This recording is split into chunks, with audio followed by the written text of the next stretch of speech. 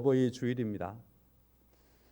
광고하겠습니다마는 가랑꼬해라고 하는 꽃을 준비해 놨습니다. 작년에는 글록시니아라고 하는 꽃을 드렸는데 혹시 지금도 가정에서 키우고 계신 분 계세요? 안 계세요? 우리 권사님 꽃 피었죠 지금? 작년보다 더 이쁘게 피었죠. 저한테 어떤 분이 작년에 우리 꽃 이렇게 드렸는데 그분이 집에서 잘 키워가지고 사진으로 보내왔더라고요. 너무 예쁘게, 너무 작년보다 훨씬 더 잘 키워가지고 그래서 보내줘서 얼마나 감사한지 모르겠습니다. 작년에 그 꽃을 다시 준비하려고 2번이나 화원을 갔는데 올해는 안 나왔어요. 그래서 가랑꼬해라고 하는 그 꽃을 준비해 놓았습니다. 조금 작년보다 덜 예쁘지만 꽃은 항상 다 예쁘잖아요. 거기에 그래서 가실 때 하나씩 다 가져가시면 충분할 것 같습니다. 다 가져가십시오. 꽃이 아름다운 것처럼 우리의 마음도 주 안에 아름답고 복되시기를 축원합니다. 여기에 꽃도 또 놔뒀지 않습니까? 포기로 사다가 여기서 일부러 심었습니다. 그러면 제가 잘 심는 솜씨가 아니어서 잘 심었다라고 말 못하지만 그래도 좋습니다. 옆에도 칸나꽃을 두었는데 참 좋습니다. 봄이라는 걸 우리가 만끽할 수 있습니다. 이처럼 계절을 주신 것도 하나님의 은혜고 또 우리에게 가정의 달을 허락하여 주셔서 가정에 대한 깊은 우리들의 관심을 더 가지고 가정이 아니면 우리의 삶의 바탕이 없지요. 또 그럼에도 또 가정에 대한 그러한 은혜를 또 감사를 헤아릴 수 있어서 감사를 드리고 교회 밖에 있는 사람들은 그만큼 가정을 알겠지만 교회 안에 들어온 사람들은 성경에 비추어서 조물주 되신 창조주 하나님께서 가정을 세우신 그 가정의 이유와 그 목적 안에서 우리들의 가정들을 또 이처럼 돌아볼 수 있기 때문에 하나님이 가정을 세우셨다면 하나님께서 가정을 왜 세우셨는가 하는 것을 아는 사람이 그 안에서 가장 행복하게 살아갈 수 있겠죠. 그래서 저는 그리스도인들의 가정이 행복하다고 믿습니다. 그리스도인의 가정은 하나님께서 은혜를 주시려고 하는 통로입니다. 하나님의 은혜가 그리스도인의 가정에 또한 머물러 있게 하는 그런 장소인 겁니다. 그래서 가정은 하나님의 그 은혜를 마음껏 누릴 수 있는 그러한 곳입니다. 그래서 가정에서 깊은 사랑, 그 사랑 안에서 하나님의 사랑이 우리에게 이렇게 우리들의 자녀들을 마음껏 사랑하고 마음을 다 주고 사랑하고 우리의 뼈를 깎아서라도 사랑하는 그 사랑처럼 하나님이 우리를 자녀를 삼으셔서 우리를 그렇게 사랑하신다라고 하는 중요한 사실들을 우리가 함께 또 보기 때문에 그 가정에서 우리는 하나님도 만나고 우리들의 자녀에 대한 사랑, 하나님이 우리에게 진실하게 사랑하신 그 사랑들을 우리가 함께 맛보는 거지요. 부모를 바라보면서 자녀가 부모를 섬기는 것처럼 우리가 하나님의 자녀로서 하나님을 섬겨가야 하는 중요한 사실들을 또한 알기도 하는 겁니다. 그 안에서 또한 형제가 자매가 이처럼 우리 부모 아래서 함께 사는 것처럼 하나님이 우리의 부모라면 우리는 세상의 사람들이 우리들의 형제요 마땅히 사랑해야 할 아름다운 교제의 사람들이라는 사실들을 또 우리가 깨닫고 가기 때문에 우리들의 가정은 이와 같이 하나님을 알아갈 뿐만 아니라 거기에 하나님께서 지으신 놀라운 속성들을 함께 보면서 감사가 넘쳐나게 되는 그러한 곳이고 하나님의 은혜가 끊이지 않는 곳임을 가정을 통해서 우리가 알게 되는 겁니다. 그래서 오늘 제목은 끊임없이 감사가 되는 은혜라는 그런 제목을 가지고 말씀을 잠깐 드리도록 하겠습니다. 우리 교회가 2020년 3월 22일자로 교회가 사회적 거리두기의 영향을 받았습니다. 그리고서 757일 만에 교회는 사회적 거리두기로부터 우리 사회도 끝났고요. 교회도 끝을 맺었습니다. 2020년 3월에 일이 시작될 때에는 고난주간이 다가오는 그리스도의 고난 주간이 점점 다가오는 4주 전에 있었던 일이죠. 그런데 이 757일이 지난 다음에 사회적 거리두기가 끝나서 우리가 하나님께 예배를 마음껏 드릴 수 있는 그러한 사실들이 확정되었던 때가 언제냐면은 금년도 4월 18일 4월 18일은요 월요일인데 17일이 부활절입니다. 그래서 고난절에 시작됐던 이 사회적 거리두기가 부활절에 끝난 거지요. 이 757일 동안의 교회는 우리가 잘 아는 것처럼 정말 어려웠지 않습니까? 저는 그나마 우리 교회는 그나마 다행이라고 생각하죠. 이만큼이라도 다행이다. 이렇게 생각을 할 만큼 많은 교회들이 지극히 어려워졌습니다. 영세한 교회들은 많은 교회들이 셔터를 내렸고요. 그리고 목회자들은 가정으로 다 들어가 버렸습니다. 이렇게 해서 몇 천의 교회들이 지금 3년 기간 동안에 많이 문을 닫았고요.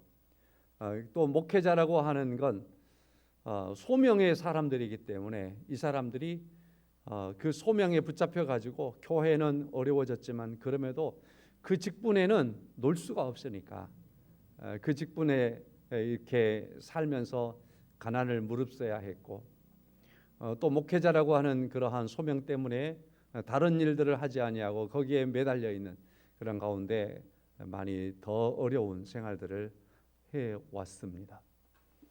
이러한 시간들이 그러나 지나가고 다시 한번 우리에게 하나님의 은혜가 이와 같이 마음껏 하나님을 예배할 수 있는 그런 모습으로 회복되었다라는 사실 안에서 우리가 여기에서 중요하게 느껴야 되는 건 우리가 하나님께 예배하는 이 사실, 이것이 은혜였었다라는 사실입니다. 우리가 그간에 아무 제약 없이 예배를 드릴 수 있었다라고 하는 이 사실은 여러분과 제가 헤아려 보면 오늘 제목의 말씀처럼 끊임없이 감사하고 감사해야 할 그러한 일이었다라는 겁니다. 그리고 그 예배를 통해서 하나님은 계속되는 하나님의 은혜를 우리에게 쏟고 있었다라는 사실입니다. 그럼에도 불구하고 이러한 끊임없는 하나님의 은혜가 있고 하나님께 우리가 감사할 일들이 넘쳐난 사실 속에 있으면서도 그것을 소중하게 여기지 못했고 그걸 감사히 잘 감당하지 못했고 그 부분에 대하여서 우리가 너무나 소홀하게 여겼던 그러한 부분들이 있다라는 겁니다. 자, 그래서 이처럼 우리들의 일상 예배가 다시 회복된 것은 특별한 회복이 아니고 이것은 일상으로 회복인 겁니다. 그래서 우리의 모든 삶들은 우리의 모든 일상들은 하나님 앞에 감사함으로 하나님 앞에 예배하는 모습으로 여러분과 제가 나가야 할 줄로 믿습니다. 이러한 소중한 하나님께 나아가 예배할 수 있는 그러한 은혜들이 우리 개인뿐만 아니라 이 가정의 달에 우리 가정 모든 성도님들의 가정에 이러한 하나님께 나가는 그러한 은혜가 또한 회복될 수 있기를 주님의 이름으로 간절히 축원합니다. 오늘 본문의 말씀은요, 사도 바울은 지금 고린도에 있습니다. 오늘 데살로니가 전서잖아요. 사도 바울은 고린도에 있는데 이 데살로니가를 지나왔습니다. 그러면서 데살로니가에 한 3주 동안 있다가 왔습니다. 3주 동안 있는데 얼마나 데살로니가 사람들이 사납든지 데살로니가 사람들이 얼마나 핍박을 하든지 데살로니가에 들어가서 하나님의 말씀을 전하고 복음을 증거하며 그들이 최선을 다해서 주의 말씀을 증거하는데 도저히 3주 이상 버틸 수가 없는 거예요. 그래서 사람들이 사도 바울 일행을 저녁에 어디 나가시라고. 그래서 데살로니가를 빠져나왔습니다. 이제 그래서 고린도의 저 위쪽 지방을 이렇게 지나서 아덴을 거쳐서 고린도까지 사도 바울이 와 있는 겁니다. 급히 떠나오는 과정 속에서 디모데를 비롯한 실라와 같은 이들을 그곳에 잠깐 두고 왔거든요. 그랬더니 그들이 나중에 오면서 소식을 가지고 왔는데 그 소식이 어떤 소식이냐면 예를 들어 오늘 본문의 말씀과 같은 소식인 겁니다. 그러므로 우리가 하나님께 끊임없이 감사함은 너희가 우리에게 들은 바 하나님의 말씀을 받을 때에 사람의 말로 받지 아니하고 하나님의 말씀으로 받음이니 진실로 그러하도다. 이 말씀이 또한 너희 믿는 자 가운데서 역사하느니라. 3주 동안 복음을 전하고 왔는데 하나님의 말씀을 3주 동안 들을 때 이들이 사람의 말로 받지 아니하고 하나님의 말씀으로 받더니만 사도 바울 자신은 지금 그들의 핍박 때문에 빠져나왔는데 이제는 사도 바울이 전해준 그 복음 말씀에 의지해서 믿음의 시작을 하는 사람들에게 또 많은 핍박이 있을 거 아니에요. 그 설명이 14, 15, 16절의 말씀에 있습니다. 그래서 많은 핍박이 있음에도 불구하고 그 핍박들을, 그 환난을 3주 동안 들었던 복음이 이겨내는 겁니다. 3주 동안 들었던 복음이 능력이 된 겁니다. 그 핍박을 견뎌내는 겁니다. 그래서 이 표현을 13절 하반절 말씀에 너희 믿는 자 가운데서 역사하느니라. 짧게 전했지만 3주밖에 안 전했지만 그것이 생명력이 없는 게 아니라 힘이 없는 게 아니라 어마어마하게 큰 핍박과 환난이 그들에게 막 밀려오는데 그걸 견뎌내는 그러한 힘이 되는데 이게 하나님의 말씀이 역사함으로 일어난다. 우리가 알고 있는 이 하나님의 말씀은 많이 들었기 때문에 역사하는 게 아니고요. 그렇죠? 오늘 본문의 말씀처럼 비록 한 절의 말씀이라도 그 말씀을 정확하고 분명하게 하나님의 말씀으로 받는다면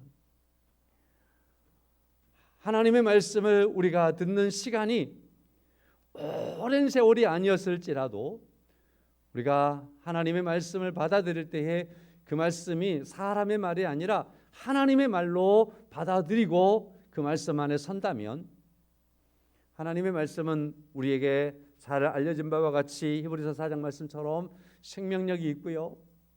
하나님의 말씀은 우리의 영과 골수와 모든 것을 쪼개고 남을 만큼의 역사하는 그런 하나님의 말씀이기 때문에 우리의 삶을 변화시키고 이 하나님의 말씀이 또한 우리의 삶에 힘이 되고 우리의 삶의 안에서 예부적인 많은 압박이 와도 그걸 견뎌낼 수 있는 그러한 은혜가 될 줄로 믿습니다. 하나님의 말씀에. 그래서 이러한 사실에 대하여 사도 바울이 확인을 하고서 오늘 이렇게 시작을 하는 겁니다. 우리가 하나님께 끊임없이 감사함은 너희가 우리에게 들은 바 하나님의 말씀을 받을 때 하나님의 말씀으로 받았다는 그 사실이다. 그 당신들의 삶 속에서 하나님의 말씀이 역사한다라고 하는 이 사실이다. 이것이 바로 하나님 앞에 끊임없이 감사가 되고 이 끊임없이 감사가 되는 이게 하나님의 은혜라고 고백하는 그러한 말씀이지요. 성도 여러분, 여러분과 저의 일상생활 속에서 하나님의 말씀이 끊임없이 역사하기를 소망합니다. 오늘 사도 바울은 데살로니가 이 교회, 데살로니가 성도들 그리스도인들에게 짐이 있습니다. 짐. 좀 전에도 어느 만큼 배경적인 설명을 해드렸습니다마는 고린도에 있으면서 짐이 된 건 이 데살로니가 교회가 어떤 곳이냐면은 마게도니아 지역의 수도였습니다. 당시에 이제 헬라의 문화가 온 세계를 지배하던 때였는데 이 마게도니아는 헬라 문명의 시작점이라고 말할 수 있습니다. 그리고서 이 헬라 문명이 온 세상에 퍼져갈 수 있도록 하는 데 있어서 중요한 주도적인 역할을 했던 사람이 알렉산더 대왕이잖아요. 알렉산더가 이곳 마게도냐에서 정치를 하고 마게도냐에서 대왕으로 있었습니다. 그러니까 이곳은 마게도냐의 수도요, 저희 데살로니가는 마게도냐의 수도요, 또 헬라 문화의 중심지요, 헬라 문화가 온 세상에 퍼져갈 수 있도록 하는 데 있어서 거기에서 이 알렉산더라고 하는 이 중요한 인물이 있었다란 말이죠. 알렉산더를 모르는 사람 없겠죠. 그렇기 때문에 사도 바울이 이 데살로니가에 가서 하나님의 말씀을 전하는 건 상당히 중요성을 가질 수밖에 없는 거 아니겠습니까? 이곳을 거점을 삼아서 하나님의 말씀이 전해지고, 자, 그리고 자리를 잡고, 그리고 이곳에서 어떠한 하나님의 놀라운 역사에 새로운 어떠한 증폭의 역사가 일어나도록 하기 위해서 사도 바울은 큰 관심을 가지고 이 데살로니가에 갔었을 터인데, 그래서 이 데살로니가에서는 심혈을 기울여서 복음을 전했습니다. 오랫동안 있으면서 복음을 전하고 싶었을 텐데, 그러나 최선을 다해서 전하긴 했지만은 3주밖에 복음을 전하지 못했습니다. 그리고 할 수 없이 빠져나왔기 때문에 데살로니가에 대한 짐이 있는 거 아니겠습니까? 이곳에 이처럼 복음을 전해서 많은 사람들이 죽게 나왔지만 그들을 든든하게 세워주고 싶었을 텐데 그럴 만한 시간들을 다 갖지 못했다란 말이죠. 그래서 석 주밖에 있지 못했던 이러한 데살로니가 교회에 대해서, 데살로니가에 있는 성도들에 대해서 마음의 짐이 사도 바울에게 계속 밀려왔다 이 말이죠. 그럼에도 불구하고 사도 바울이 멀리 와가지고 이 데살로니가 교회에 대한 소식을 접하여 들었는데, 이 교회가 세상에 이 3주밖에 안 있었던 곳이지만 3주라고 말할 것이 아니라 이건 완전히 너무나 소중한 그러한 교회로서 교회가 큰 역사를 하고 있었던 겁니다. 예를 들어 볼까요? 본문의 말씀을 통해서 그냥 볼 수 있어요. 14절의 말씀에 형제들아 너희가 그리스도 예수 안에서 유대에 있는 하나님의 교회들을 본받은 자가 되었구나 라고 말해요.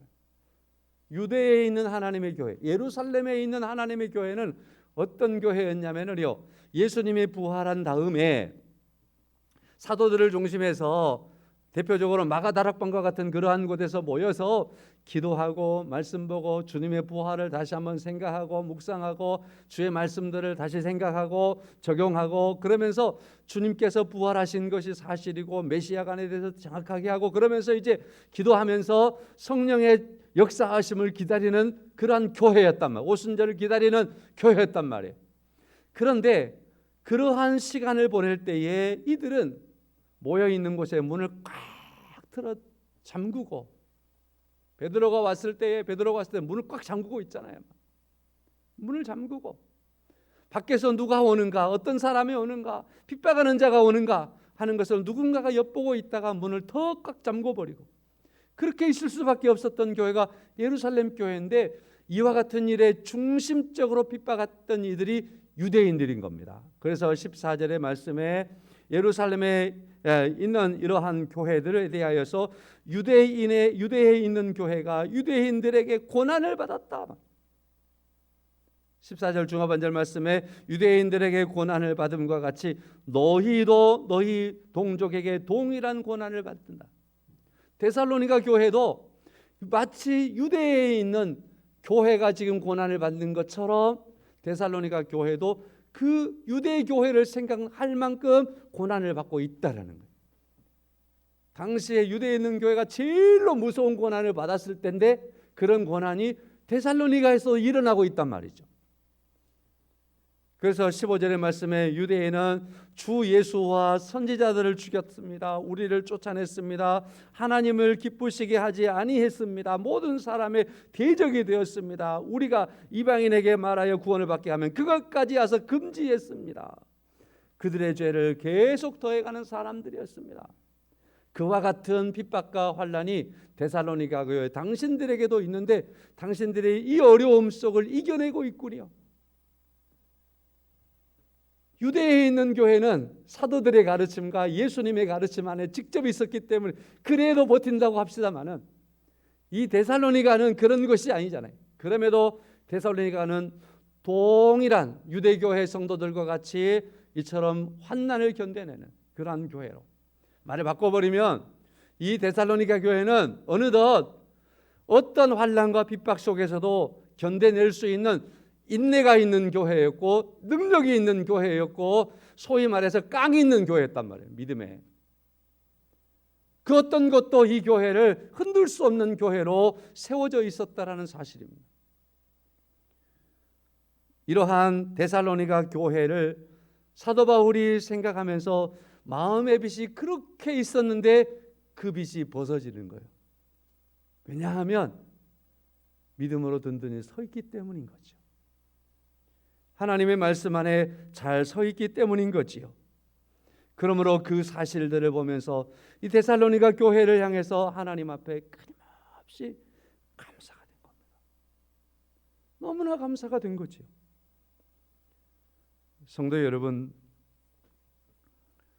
저는 여러분과 제가 하나님의 말씀, 복음을 하나님의 말씀으로 받을 수 있기를 다시 한번 간절히 소망합니다.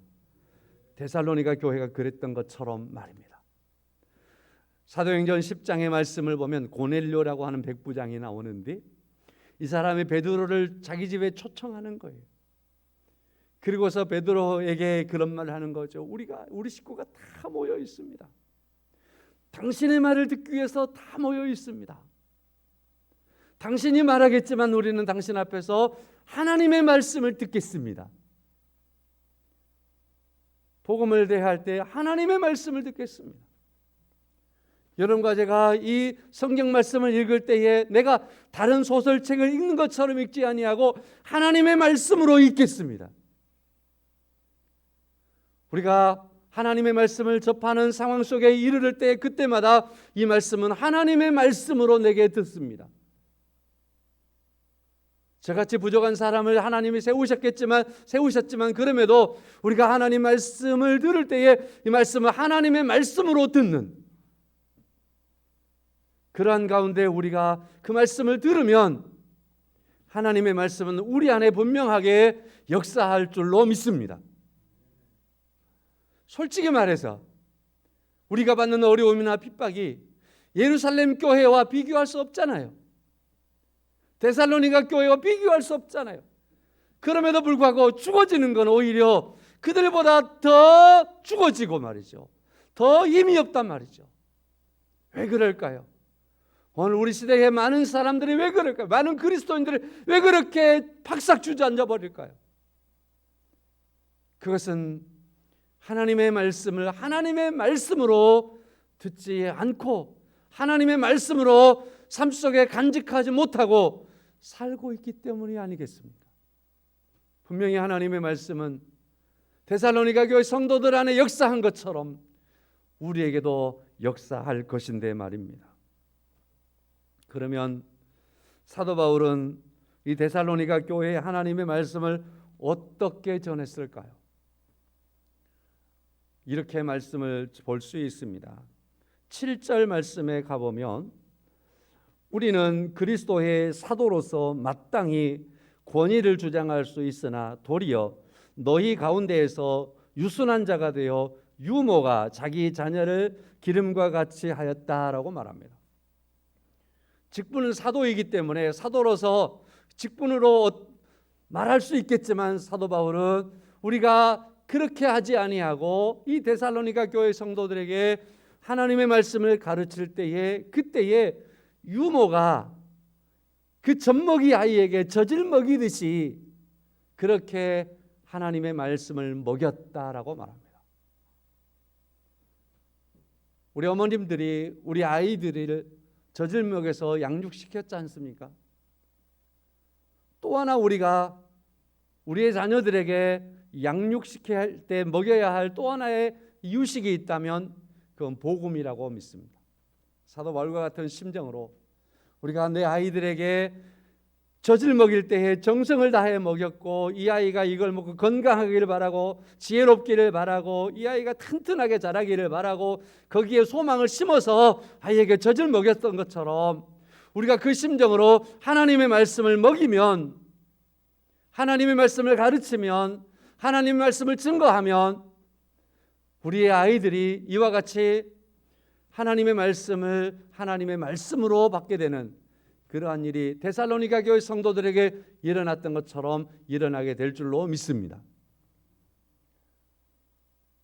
또 우리가 이러한 데살로니가 전서와 같은 이러한 말씀들을 읽어가면서 이 말씀이 내게 전해질 때에도 우리가 그러한 심정으로 마치 사도들이 우리에게 이런 말씀들이 전해질 때 그 말씀이 마치 유모가 아이에게 젖을 먹임과 같이 우리에게 내게 그 말씀을 주고 있다라고 하나님의 말씀을 받을 이유도 있겠지요. 두 번째로는요, 11절의 말씀을 보면 너희도 아는 바와 같이 우리가 너희 각 사람에게 아버지가 자기 자녀에게 하듯 권면하고 위로하고 징계하였노라. 아버지의 마음으로 가르쳤다라고 말하는 거죠. 사도 바울은 바로 이처럼 복음을 전하는 어느 곳에서나 그렇겠지만 오늘 우리는 데살로니가서를 보고 있으니까 데살로니가 이 짧은 기간 동안에 그들에게 하나님의 복음을 들고 때로는 어미의 심정, 젖을 먹이는 어미의 심정으로, 때로는 자기 자식을, 자기 자녀를 권면하는, 위로하는, 징계하는 그런 아비의 심정으로, 그 어미와 아비의 심정으로 하나님의 말씀을 증거하고 가르쳤기에 이 데살로니가 교회가 이와 같이 놀라운 하나님의 역사를 이루게 되었다라고 믿습니다. 성도 여러분, 그러므로 우리는 하나님의 말씀이 여러분과 저를 통해서도 그와 같이 증거될 수 있어야 되는 겁니다. 한 국회의원을 제가 소개하겠습니다. 이름은 안 되겠습니다. 왜냐하면 정파적인 부분이 있기 때문에. 현직 국회의원인데 그분의 글을 제가 읽어서 은혜를 받았어요. 근데 그분이 우리나라 최연소 국회의원이 됐고, 그 다음에 재선이 되었고, 서울시장도 도전했다가 떨어지고, 그리고 한 18년 만에 다시 국회의원이 지금 되어서 현직 국회의원으로 있는 분인데, 그분이 이런 글을 썼더라고요. 한 18년 동안 공백 기간에 있는 동안에 자신의 삶은 역경과 굴곡과 좌절의 연속이었다. 자, 그렇지만 그 기간을 통해서 그 모든 자기의 삶을 한 줄로 말할 수 있다면 하나님과 국민이 가장 두렵고 감사합니다라고 하는 글이다. 그래서 이 말을 선거 사무실에다 딱 써놨다는 거예요. 지금도 써붙여 있다는 거죠. 하나님과 국민이 가장 두렵고 감사합니다. 그 과정은 이렇습니다. 그의 어머니는 이사야 32장을 읽고서 새벽 기도를 시작했다라는 겁니다. 어미는 성경 말씀을 읽고 하나님 앞에 무릎 꿇기 시작했다라는 겁니다. 그의 할아버지는 좋은 사람이 되려면 성경을 열심히 읽고 기도에 힘쓰라고 하는 유언을 남겼답니다. 자신의 삶을 정리하고 자신들의 자녀들을 남겨놓고 가면서 하나님의 품에 가면서 자녀들에게 좋은 사람이 되려면 성경을 열심히 읽고 기도에 힘써라, 유언이었다는 겁니다. 그래서 이 할아버지의 신앙이 너무 좋아서 이 자녀들의 믿음을 이어받았기에 그 할아버지의 묘비에다 써놓기를 우리 집안 믿음의 조상, 우리 집안의 믿음의 조상이라. 그가 20대 때 어떤 일들에 있어서 갇혀 있는 상황이 있을 때 큰아버지가 편지를 써서 보냈는데 이 밤도 너를 위해 눈물로 기도한다. 이 밤에도 너를 위해 눈물로 기도한다. 그러니까 이 사람은 지금은 그의 부모, 그의 조상, 그들이 믿음 안에서 자신들의 자손들과 후손들과 조카를 위해서 가졌던 그 마음을 헤아렸던 겁니다. 그래서 새벽마다 기도하는 부모, 어미의 기도를 하나님의 말씀을 읽고 기도한 사람이 훌륭한 사람이 될 수 있다, 좋은 사람이 되는 것이다 라고 하는 가르침 안에 그의 공백 기간 동안에 역경과 굴곡과 좌절의 시간을 보내면서 오직 그 하나님의 말씀, 하나님 앞에 서기를 힘쓰는 삶을 살았기에 오늘 자신이 있는데, 자신도 현직 국회의원이지만 날마다 새벽마다 교회 나가서 하루를 시작할 때 새벽 예배로 시작합니다. 나는 지금도 새벽 기도를 하는 국회의원입니다. 자랑 삼아서 쓴 건 아니겠죠? 성도 여러분, 부모의 마음은 자녀들에게 진정한 사랑을 전할 수 있고 진심을 전할 수 있습니다. 거기에 여러분과 제가 하나님의 말씀을 믿고 믿음 안에서 믿음을 전수할 수 있는 그러한 모습으로 간다면 오늘 어버이 주일에 이제는 우리가 어버이를 공경하기도 하지만 어버이로서 우리의 자녀들을 향한 그런 소중한 하나님의 뜻을 이루어갈 수 있다고 믿습니다. 독일의 그 시인 헤르만 헤세라고 하는 사람, 알만한 사람은 다 이름 정도는 아는 사람이에요. 제가 구체적으로 이 사람에 대한 소개를 안 해도 될 겁니다. 이 사람은 부모의 권유를 받아서 당시에는 목사가 되는 게 사회에서 성공하는 길이었어요. 목사가 되는 게. 자, 그래서 그의 부모가 이 아이가 목사가 돼서 사회에서 아주 하여튼 그러한 자녀가 되도록 발브론 신학교에 입학을 시켰습니다. 아주 명문 신학교라고 알려져 있는데, 근데 이 헤세가 부모에게 반항하는 거예요. 그래서 6개월도 신학교를 안 다니고 자퇴서를 내버리고 자퇴한 겁니다.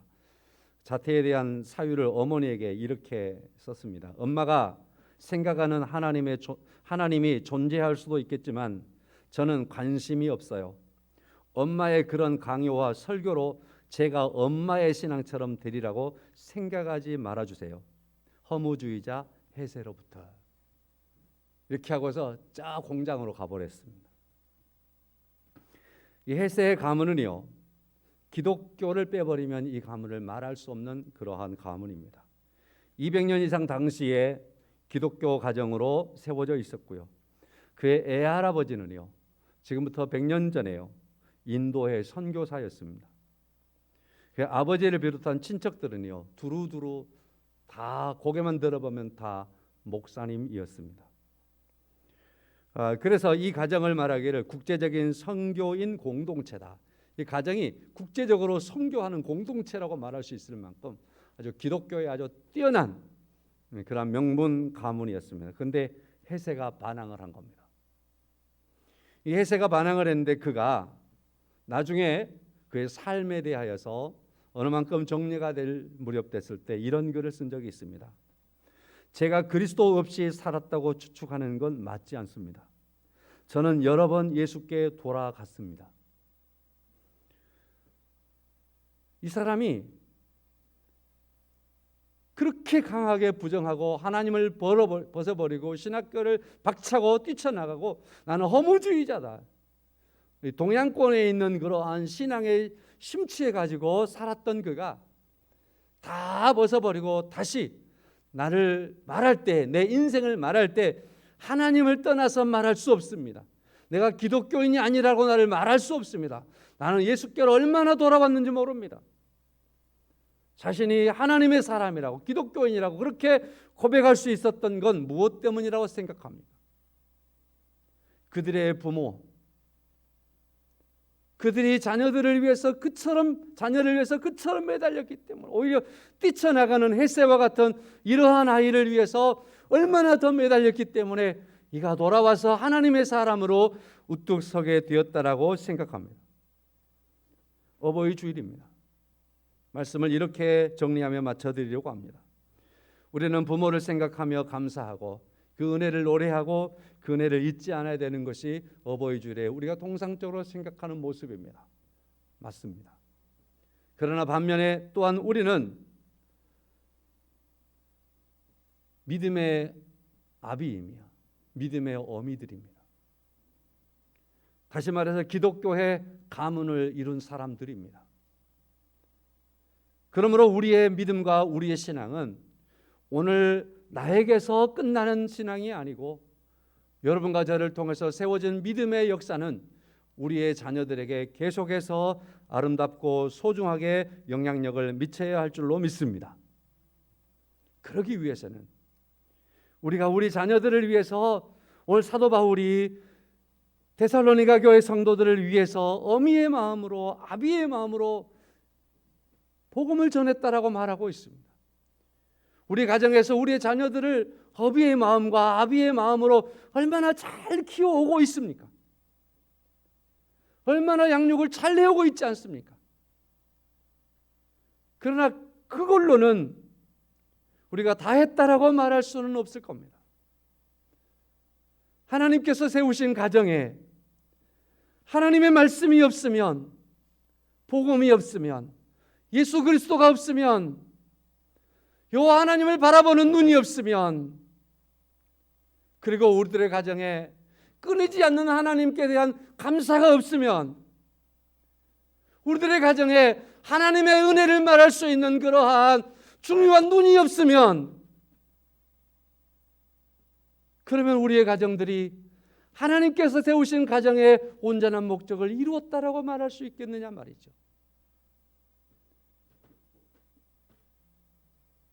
말씀을 마칩니다.